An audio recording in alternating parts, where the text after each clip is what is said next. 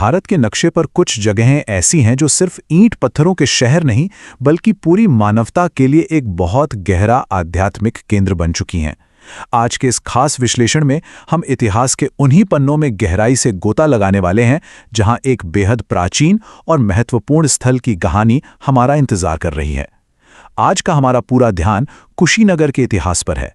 आखिर कुशीनगर का भगवान बुद्ध से क्या कनेक्शन है? सच कहूं तो ये एक ऐसा सवाल है जो हमें प्राचीन काल की गहराइयों और एक असीम शांति की खोज में ले जाता है। तो चलिए बिना किसी देरी के इस शानदार ऐतिहासिक यात्रा की शुरुआत करते हैं। अब देखिए, दुनिया भर में तो अनगिनत पुराने शहर और प्राचीन स्थल मौजूद हैं, लेकिन यहाँ एक बड़ा ही सीधा सा सवाल मन में आता है, आखिर कुशीनगर पूरी दुनिया में इतना ज्यादा प्रसिद्ध क्यों है? मतलब ऐसा क्या है इस जगह में कि सदियों बाद भी इसका नाम इतनी गूंज के साथ लिया जाता है? कोई साधारण सी जगह रातों रात तो ग्लोबल लेवल पर फेमस नहीं हो जाती, है ना?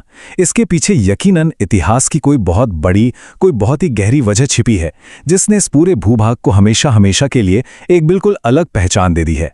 आइए उसी वजह को डिकोड करते हैं।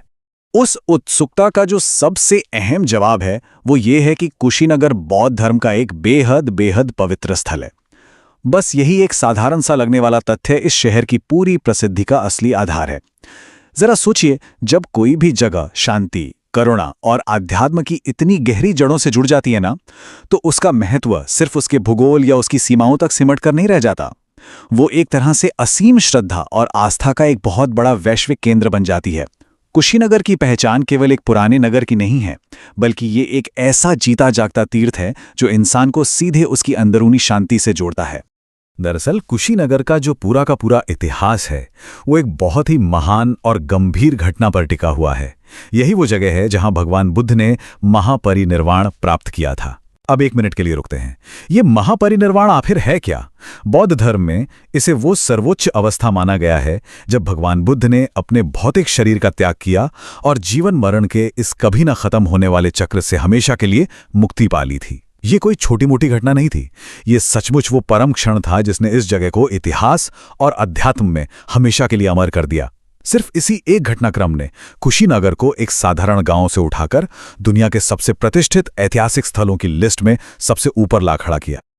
और पता है, उस महान इतिहास के जो भौतिक प्रमाण हैं, जो सबूत हैं, वो आज भी वहां पूरी भव्यता के साथ मौजूद हैं। वहां बने हुए प्राचीन बौद्ध मंदिर और वो विशाल स्तूप, वो सिर्फ वास्तुकला या डिजाइन के नमूने नहीं हैं, बिल्कुल नहीं। ये वो ऐतिहासिक स्मारक हैं जो उस महान घटना की एक तरह से मूक गवाही देते हैं। आज के समय में जब हम उस पवित्र इतिहास को याद करते हैं तो ये मंदिर और स्तूप ही वो ढांचे हैं जो उस सदियों पुरानी कहानी को एकदम जीवंत बनाए रखते हैं। अगर इन संरचनाओं के करीब खड़े होकर देखा जाए तो उस युग की शांति और दिव्यता को सच में बहुत गहराई से महसूस किया जा सकता है। ये धरोहर आज भी अपनी जड़ों को बेहद मजबूती से सहेजे हुए हैं। इन ऐतिहासिक ढांचों और इस पूरी भूमि का आकर्षण, या कह लीजिए इसका जादू, कुछ ऐसा है कि दुनिया भर से श्रद्धालु यहां खिंचे चले आते हैं। एक जमाने में घटी उस महान ऐतिहासिक घटना का ही असर है कि आज ये जगह ग्लोबल लेवल पर करोड़ों लोगों की आस्था से जुड़ चुकी है।